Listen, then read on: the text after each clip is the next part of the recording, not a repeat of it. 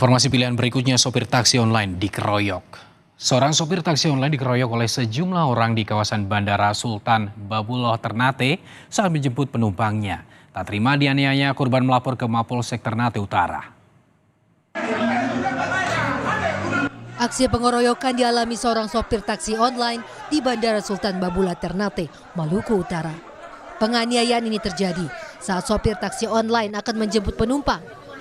Setibanya di bandara, ia dihampiri sejumlah orang yang diduga merupakan sopir taksi bandara.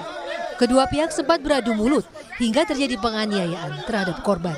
Situasi yang semakin memanas membuat petugas kepolisian langsung bertindak sehingga korban dapat meninggalkan bandara. Korban pun melaporkan kejadian ini ke polisi.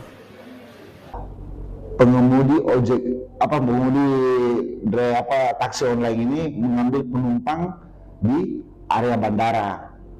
Dari situlah berawal dari situ sehingga taksi atau perkumpulan taksi di bandara itu merasa tersinggung dan memerintahkan kepada pengemudi taksi online itu untuk menurunkan penumpang yang dia ambil di bandara itu. Dari kejadian itu mungkin ada perkataan yang membuat sopir taksi online ini merasa tersinggung sehingga terjadi cekcok. Sempat terjadi cekcok dan sempat terjadi aksi pukul memukul. Kasus penganiayaan tersebut kini sedang didalami oleh Polsek Ternate Utara.